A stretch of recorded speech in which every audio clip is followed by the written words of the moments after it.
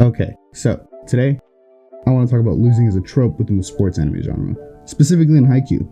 Every sports anime that I've seen, at least, features the main characters losing at some point in the story. This is so deeply ingrained in the genre that it's almost impossible to imagine a story where this doesn't happen. However, losing as a plot element has to be utilized correctly to make strong impact both on the story and on the viewer. That's you.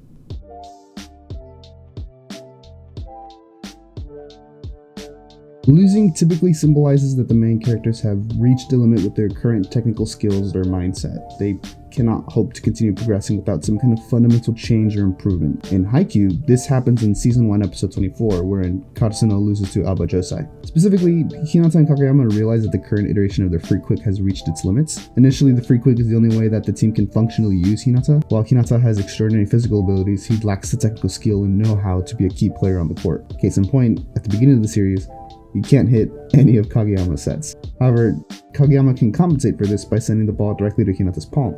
Because Hinata is taken completely out of the equation, Kageyama can send the ball as fast as possible without having to take into account Hinata's ability, or more like inability to aim.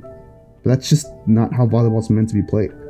Volleyball is a team sport in which players have to communicate with their teammates while simultaneously understanding their opponents in an instant. Kageyama lacks the necessary trust to allow Hinata to make decisions in the air, while Hinata relies too heavily on Kageyama's talent to comfortably contribute to the team. Basically, they deserve to lose.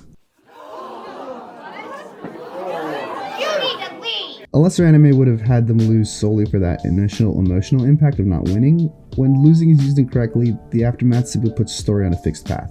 That is to say, we have to go through stuff we've already seen just to get back to where we were when the characters lost. The second half of Season 2 falls victim to this.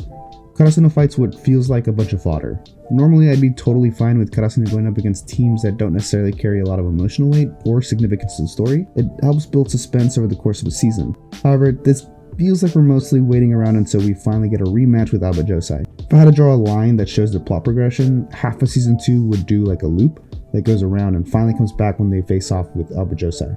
This is evident by the fact that the central conflicts in the matches leading up to the finals are framed almost entirely from the perspective of the other team. This idea in and of itself is by no means bad. If anything, this is a key element that makes the story interesting. But these matches don't manage to make an impact on any of the core members of Karasuno. Essentially, by the end of Season 2, we're back at the end of Season 1.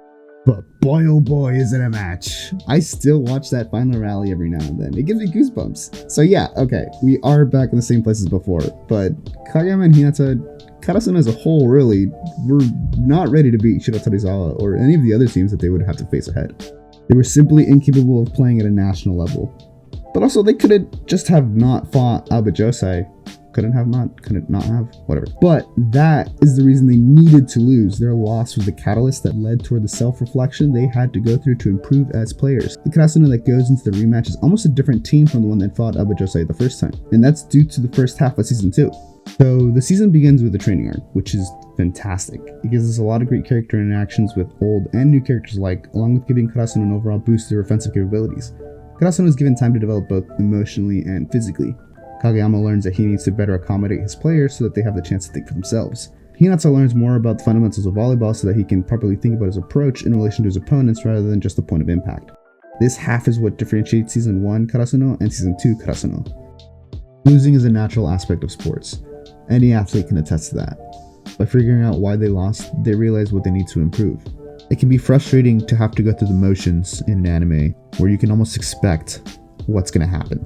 I think a lot of sports anime tend to follow a general formula, and it's about the details that differentiate a series from that formula that makes it worthwhile, right?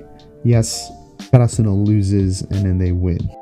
Those are very basic plot points that you know are going to happen, but it's about how they get from point A to point B that makes it worth watching.